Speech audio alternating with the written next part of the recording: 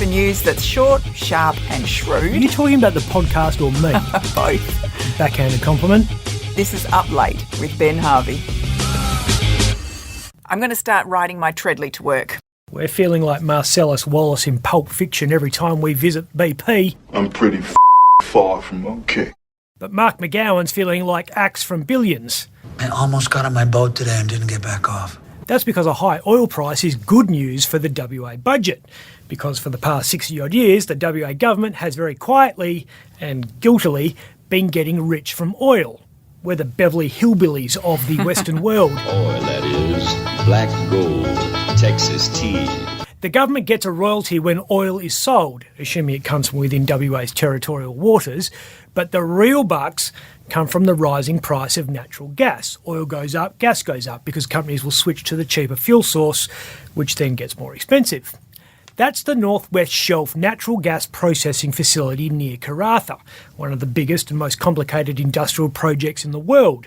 The WA government clips the ticket every time a molecule of gas comes out of that thing. And a lot of gas comes out of that thing. Like you. 100 episodes worth. When the nerds at the WA Treasury set the current state budget, they based their calculations on oil being worth $77 a barrel. At the time, a lot of people thought that was too high because wind farms and solar panels and Elon Musk meant there would be no demand. Then Vladimir Putin got stroppy and the 10% of the world oil market he controlled was suddenly off limits because of trade sanctions. Demand outstripped supply and the price went up. A lot. Something WA's finance nerds thought would be worth $77 a barrel is now trading at $110. Every dollar above forecast delivers an extra $9 million to Mark McGowan, assuming that the high price is maintained over the course of the year. Now, if the price of a barrel stays where it is from now until June 30, the government will get a $162 million bonus for doing nothing. Nice. How much oil is in a barrel? 42 gallons.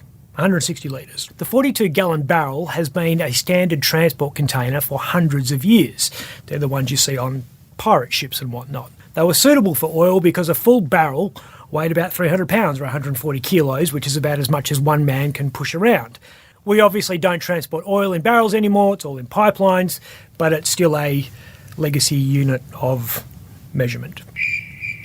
Right. You asked.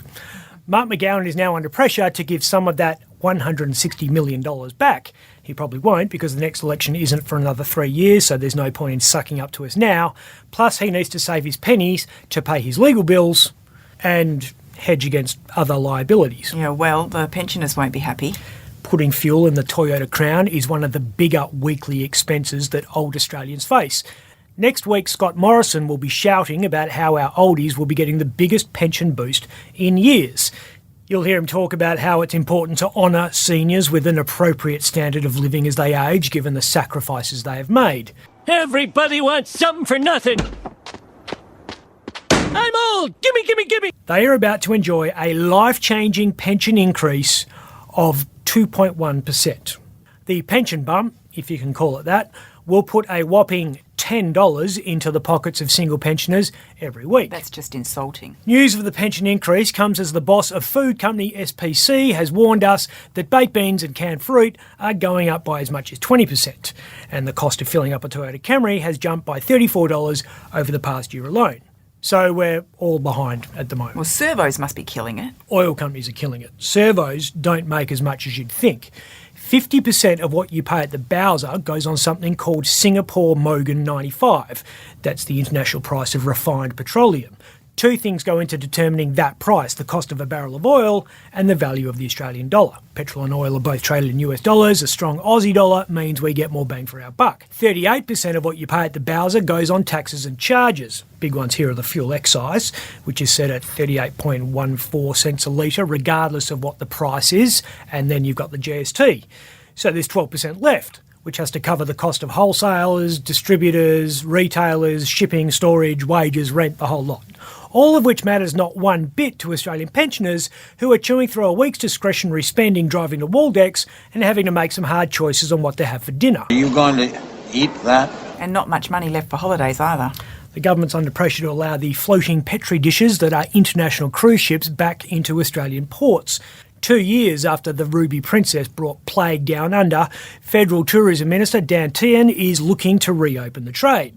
This will prove popular with seniors who have been pissed off that their favoured choice of vacation has been banned. Are you ready to go back to Titanic? Dan needs the cooperation of the states to make this happen because the premiers will be responsible for health protocols. Given what happened with the COVID-ravaged Artania when it was last at Fremantle Port, and Mark McGowan's love of his hard-border, dick-thrusting Superman pose, our local oldies might be waiting a while. I don't know how much inbound tourism there's actually going to be. I doubt the passengers we kept stranded on the Artania have been tourism ambassadors for WA over the past 2 years. Feel free to wander out yonder, as long as you stay the away from us on your disease-riddled virus prison. Never mind, they can always cruise on local waterways. A new ferry service could be coming to the Swan River. McGowan is going to tap ScoMo and Albanese for some money to build a jetty near the Raffles Hotel. Makes sense. It does. Ferries were the first form of public transport in Perth. First one started in 1831, just 2 years after the colony was founded. Took a while to get going properly, but by 1836 we had a regular service between Perth and Fremantle. Did they have 42-gallon barrels on board? I think that was probably sarcasm and I'm going to ignore it. Ferries make sense because instead of commuters sitting still in traffic on Canning Bridge and the freeway, they might be able to enjoy a relaxing ride on the gentle waters of the Swan, the jewel in Perth's crown. I'm Ben Harvey. If you'd like to watch Up Late with me, Ben Harvey, search for The West Australian on YouTube.